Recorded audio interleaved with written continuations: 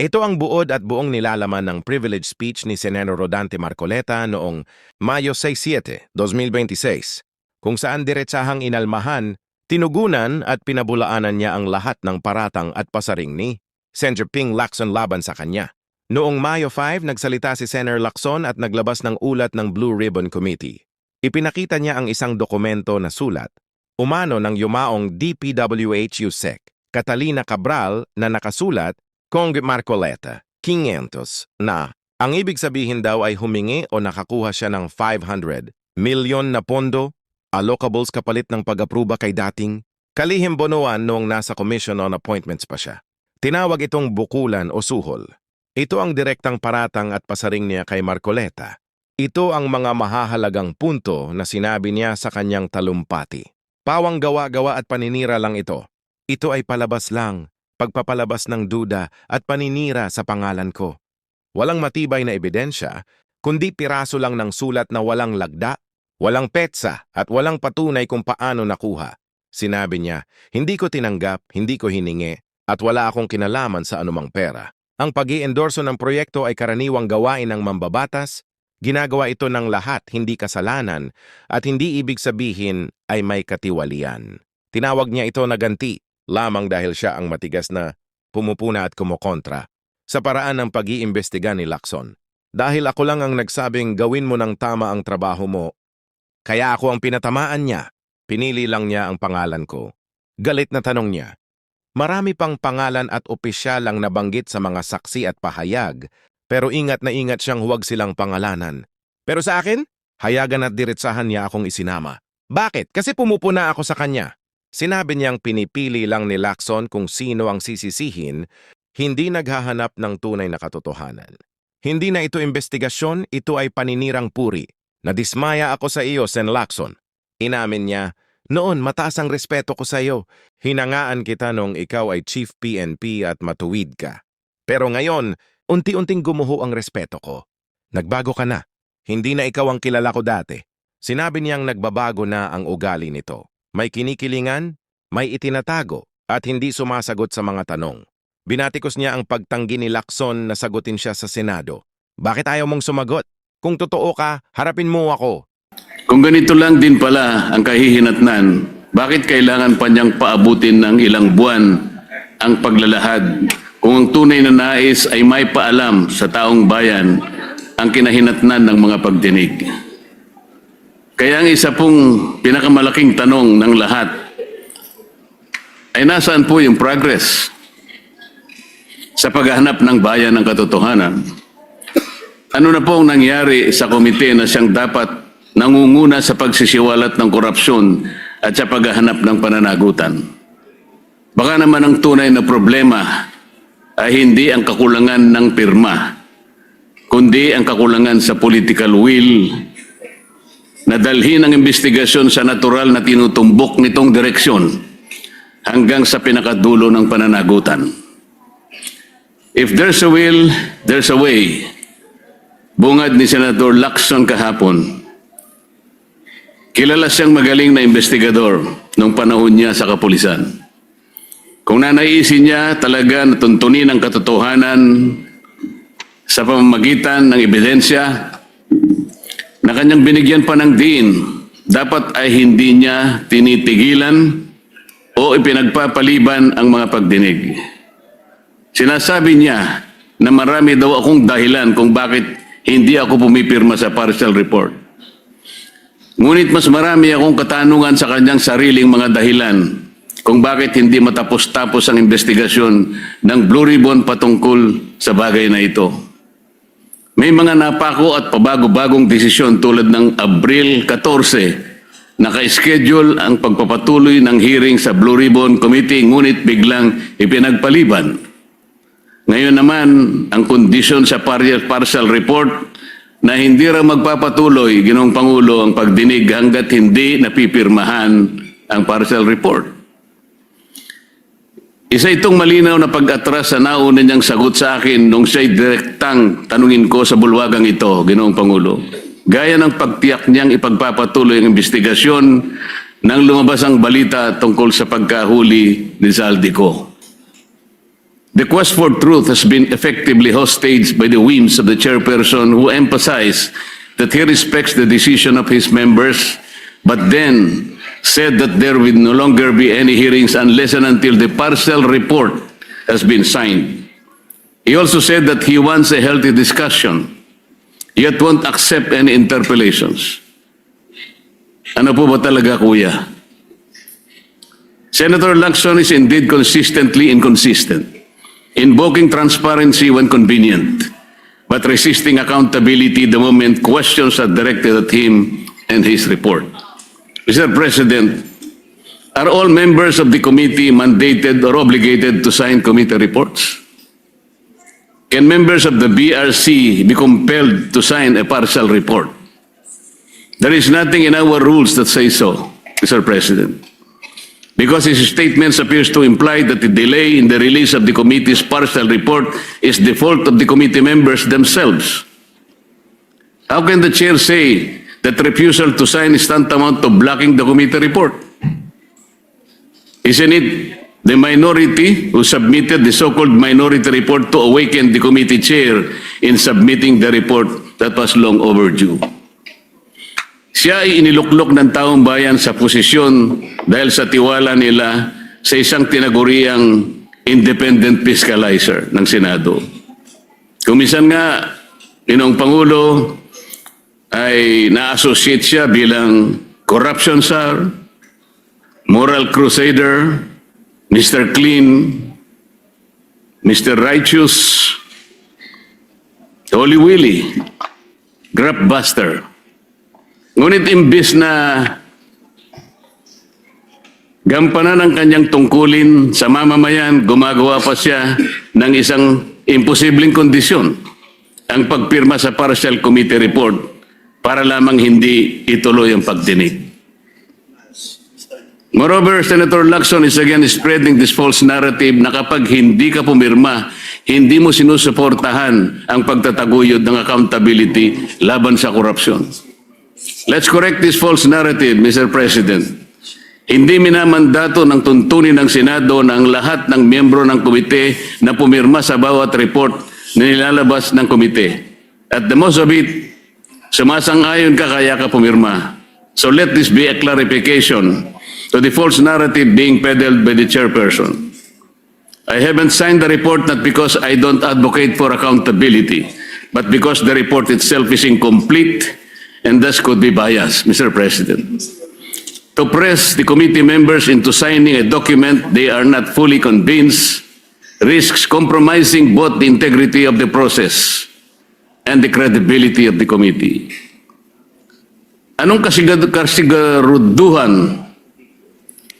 kasiguraduhan ng mga miyembro ng komite na ang kanilang pagpirma sa partial committee report ay hindi gagamitin para tuldukan ang mga pagdinig at iwasan na ang paggawa ng matagal na inaantay ng taong bayan na final report? Anong gagawin o magagawa pa rin natin, Ginoong Pangulo, kung sakasakaling sabihin niya na tapos na ang pagdinig, total majority na ang nakapirma? It could be a trap, Mr. President. Bukod pa rito, Mr. President, may isang bahagi po sa nasabing privilege speech ang kumuha sa aming atensyon at hindi namin maaaring palampasin. Tulad nitong flood control scandal na patago ang atake. Ito pong slide na may pamagat na allocables at leadership fund na kanyang ipinakita sandali kahapon ay may imahe na hindi naman lubos na inilantad sa taong bayan. Putol, hindi buo, walang sapat na konteksto. At tila ba'y tumutukoy sa representasyong ito bilang humihingi ng mga proyektong katumbas ng 500. Whether it's 500 billion, 500 million, or 500,000. The big document tells a narrative that a certain Kong Marcoleta has this 500 allocation for the DPWH. At kapansin-pansin po, Mr. President, na tila hindi nakuha ng naturang slide ang inaasahang atensyon mula sa media matapos ang kanyang privilege speech. Marahil dahil maging ang mga mamahayag ay nakita ang kahinaan nito. Kaya't nakapagtataka na nitong umaga Kaninang umaga lang, Ginoong Pangulo, ay agad siyang nagkaroon ng dalawang panayam sa media upang muling bigyang din at itulak ang parehong naratibo laban sa akin.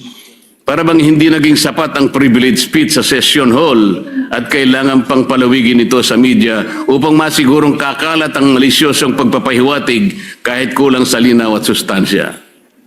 Meron pa siyang ikinuwento na noong ako ay kongresista pa at parte ng Commission on Appointments bilang chairperson ng Committee on Public Works and Highways, ako rin nang hingi ng halagang 1.5 billion na mga proyekto kapalit ng pag-confirm sa appointment ni Secretary Bonoan. Ngunit 500 million lamang daw umano ang naibigay. At sinabi pa raw sa kanya ng ibang kongresista na nabukulan sila at walang nakarating sa kanila ng mga proyekto. Nang siya'y tanungin kung may dokumento ba na susuporta rito, hindi niya sinagot ng direkta at bagos ay sinabi na lamang na kailangang suriin kung mayroong mga substandard at ghost projects sa mga pinagbigyan mula sa aking mga inendorso. Kung ang pag-endorso ng mga proyekto sa DPWH ay basihan ni Senator Lacson ng pagpapaimbestiga sa akin, hindi ba't halos dapat ng mga senador ay imbestigahan na rin? Ayon mismo kay Senator Lacson noong nakaraang taon, Setyembre yata yun, Ginoong Pangulo, halos lahat daw ng mga senador noong 19th Congress ay nag-insert ng allocation projects ng 2025 national budget na nagkakahalaga ng humigit kumulang 100 bilyong piso bawat individual. Ngunit ang ating tagapangulo, kayo po, Ginoong Pangulo, pamismo ang dumipensa sa mga senador at sinabing, I would like to make it clear that whatever budgetary amendments the senators propose, the money for these projects do not in any way go through the Senate or the senator, as some of our kababayans think. It goes directly to the implementing agencies under the executive department. Sa dinami-dami ng mga pangalang nakaladlad sa kontrobersyang ito, ang ilan pa ay tila maingat na iniiwasan ng ating chairman at hindi man lamang nabanggit ng direkta kahit paulit-ulit ng iniuugnay ng mga naglutangang testigo at ilang beses nang naidawit ang mga sinumpaang salaysay, sa mga sinumpaang salaysay. Talaga namang pilit na isinasama ako sa kanyang naratibo. Masyadong halata naman ito, Ginoong Pangulo. Ako na ngayon ang pinagtutuunan niya ng pansin. Dahil ba sa ako lamang ang nagsasabi sa kanya na gawin niya dapat ang trabaho niya, Mr. President? Kung talagang hangarin ng chairman ay katotohanan na transparency, bakit tila naging targeted ang kanyang patama sa pumupuna sa kanya? Bakit hindi siya manindigan o bakit hindi niya matindigan na mismong ombudsman na nga ang nagsabi ng kanilang kakasuhan, si Speaker Martin Romualdez? Para ba sa kanya ay walang talagang kinalaman o sadyang pikit ang kanyang mga mata sa isinisigaw ng lohika? Sadya ata talagang nagbago na ang ating kasamahan. Nasaan na ang tapang ng dating Chief PNP na habulin ang mga nagkasala sa bayan? Kung itong issue nga na patungkol sa paglimas ng ating national budget ay kanyang iniiwasan at ipinagpapaliban ng matagal, ngayon gusto niyang puntahan ng umunoy breakdown ng mga proyekto para malaman kung may mga ghost projects sa mga ito. Paraan lamang niya ito upang maipilit ang kanyang naratibo laban sa akin, Ginoong Pangulo. Hindi na po ito paghahanap ng katotohanan. Ito ay pagpapalutang ng duda sa pamamagitan ng isang palabas. Hindi na rin po bago sa akin itong ganitong pailalim na pag-atake, Ginoong Pangulo. Nakita na natin ito nang siya ay sadyang nagpakalat ng isang splice o pinagtagpi-tagping video ng aking mga pahayag upang baluktutin ang tunay kong sinabi at linlangin ang publiko tungkol sa aking posisyon. Noon pa man malinaw nang may pagtatangkang sirain hindi lamang aking pangalan kung hindi pati ang aking kredibilidad bilang lingkod bayan. At ngayon, tila inuulit na naman ang parehong taktika mula sa isang manipulated video noon hanggang sa mga pahapyaw na slide na naglalaman ng hindi kompletong dokumentong ipinakita niya kahapon. pareho ang pamamaraan. Nagtatanim ng duda, magpapakalat ng kasinungalingan, at lilikha ng maling impresyon laban sa akin sa halip na harapin ang tunay na issue. Nakakalungkot pa na manggagaling ang mga gawang ito sa isa sa atin sa kapulungan ito. Hindi lamang nakalulungkot kundi nakagigimbal isipin sapagkat sila po ay binoto ng ating mga mamayan para gumawa ng mabuti para sa ating bayan. At mas lalong nakadidismaya pa, Ginoong Pangulo, na sa halip na gamitin ang kapangyarihan ng Senado upang papanagutin ang makasalanan at hanapin ang buong katotohanan, ginagamit ito ng ilan bilang kasangkapan sa pagtitibag laban sa mga hindi kayang patahimikin at pigilan. Ginoong Pangulo, bakit ako pipirma sa isang partial report kagaya ng aking pinahayag kahapon? Ang partial report ay unfinished report. Wala pong sinasabi na ang ating mga tuntunin ay kinakailangang magpahayag ka o mag-report ka ng isang partial report. Bakit po kinakailangang partial report and hindi pa final report? At paano po tayo magkakaroon ng final report, Mr. President, kung hindi po niya itutuloy ang mga dapat na ginawa niyang pagdinig? Napakarami po ang dapat na ipatawag, gaya po ng aking ipinag-privilege speech ng mga nakaraan, Mr. President. Ngunit ayaw niya talagang tawagin ang mga taong ito. Tila baga, meron siyang pinagtatakpan talaga. Taong bayan na po naghihintay, Mr. President. Hindi ba ang taong bayan ang pinagsisilbihan natin? Meron pa po bang tinitingnan siyang mas mataas sa taong bayan, Mr. President? Palagi niyang sinasabi, hindi ko raw po naiintindihan ang interparliamentary courtesy. Mabigat na paratang, Mr. President. Sinabi ko nga po kahapon ang interparliamentary courtesy ay kinapapalooban ng dalawang kapulungan, ang Kongreso at saka ang Senado. Paggagalangan sa bawat chamber. Ngunit bakit po itinatanghal niyan ay galang natin ang kabilang chamber, ngunit tayo mismo dito sa ating sariling bulwagan ay hindi ko nakikita ang tunay na paggagalangan. Alin ba ang mas importante, Ginoong Pangulo? Kailangan ba nating munang igalang ang ating kapitbahay, pero hindi natin igagalang mismo ang miyembro ng sarili nating pamilya? Dito susukatin kung sino po ang merong dalawang standards. Nasabi ko po kahapon, bakit hindi ko babaliwalay ng konsepto ng interparliamentary courtesy kung yung pong mga taong binabanggit sa napakaraming mga testimonya ng tinawag nating mga witnesses at mga resource persons ay tumutukoy sa mga taong ito? Gagamitin pa natin yun, samantalang sinabi nga natin, nilimas na nga ang pera ng bayan. Gagamitin mong pagtatakip dahil sa paggalang sa interparliamentary courtesy. Hindi ba sa unang-una pa lang sila nang hindi gumalang sa mga taong bayan na pinaglilingkuran natin? At sa kanya pong interview kaninang umaga, nabanggit niya, ako po'y wala na raw sa hulog.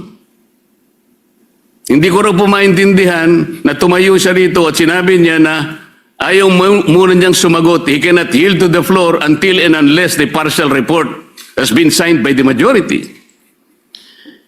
Madali pong intindihin yun, Ginoong Pangulo.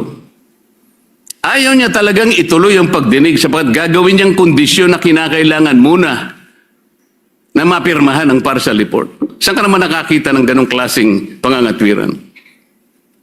Ang sabi ko po, ngayon ko lang nakita ang very highly unusual na patakaran para sa kanya. Sabi ko nga po, kung sinabi niya mismo, ayaw ko magpa-interpolate kahit kanino, lalong-lalo na kay Senator Marcoleta. Diretsahan, Mr. President, tatanggapin ko yun. Ayaw niya eh, bakit ko siya pipilitin? Ngunit kung gagawin niyang dahilan, kaya ayaw niya magpa-interpolate sapagkat gagawin niyang kondisyon na kailangan mapirmahan muna ang partial report, ino-hostage niya ang taong bayan, Mr. Speaker. Yun po ang hindi ko kayang tanggapin. Ano ito, takutan? Kaya niya ginawa yun? Kaipala, Mr. President, kaya pala siya nag-privilege speech. Hindi dahil sa meron siyang gustong sabihin, para ipakita niya yung kapirasong sulat na yon. May nakalagay, Kong Marcoleta, 500. Yun po yung gusto niyang palabasin. Ganito na po tayo ngayon, Ginoong Pangulo. Bakit ko pipirmahan yung partial report? Isa po sa hindi ko matanggap-tanggap do sa partial report ay yung isa sa kanyang mga rekomendasyon tungkol sa sino ang mga taong dapat na ipaghabla. Tingnan po ninyo, Ginoong Pangulo, doon sa kategoryang public officials categorized under recommendations for preliminary investigation, ang dami pong legislators doon. Pinangungunahan na po ni Saldico at marami pa pong iba. Sa mga intermediaries po, Mr. President, binanggit niya si Undersecretary Traigib Olaybar. Binanggit niya yung Maynard Ngu. Hindi ko po alam kung sino yung Carlin Villayap, J.Y. De La Rosa, Mrs. Patron, Lawrence Cruz, John Paul Estrada, Mark Tiksay, alias Peng. Pero wala po yung Yusek Adrian Bersamin na siya mismong naghayag sa plenaryo nung nagkakaroon po ng plenary debates na po sa ating budget. Siyang naghayag mismo sa pangalan ni Yusek Bersamin at ayon sa kanya, ni-name drop niya ang pangalan ng Pangulo. Sinabi rin po ni Saldico, yung 30 Tamarin Street na kung saan 1 billion ang nai-deliver ni Saldico. At ang tumanggap po noon ay si Yusek Jojo Cadiz. Napakabigat na akusasyon. Ginoong Pangulo, wala man lang po rito sa dapat na banggitin na intermediaries. Nasaan po ang pangalan ni former Speaker Martin Romualdez? Nilagay po niya doon sa classification ng public officials categorized under fact-finding investigation. Ang laki po ng diferensya ng fact-finding investigation sa preliminary investigation. Bakit po yung tinuturo mismo na mastermind, yung pa po yung nasa... Wala po sa preliminary investigation. Nasa fact-finding lang. Tingnan po ninyo yung mga lumabas sa mga dyaryo, sa mga periodiko, Ginoong Pangulo. Billionaire News Channel dated May 5, 2026. Ombudsman, Romualdez umanong tinuturing mastermind sa controversial na flood control scandal. Politico.com dated May 5, 2026. With 56 billion in supposed kickbacks, Ombudsman tags Martin Romualdez as mastermind of flood control scam. Abante, dated May 5, 2026. Ombudsman, Romualdez Co., mastermind ng 56 billion flood control kickbacks. Abogado.com PH, dated May 5, 2026. Ombudsman panel tags Romualdez and Co. as masterminds. Dito pa lang po sablay na yung report Nandun lang siya sa fact-finding, samantalang ang ombudsman, tinag na po siya, isa sa mastermind. Saan po papunta ang report? Ginoong Pangulo.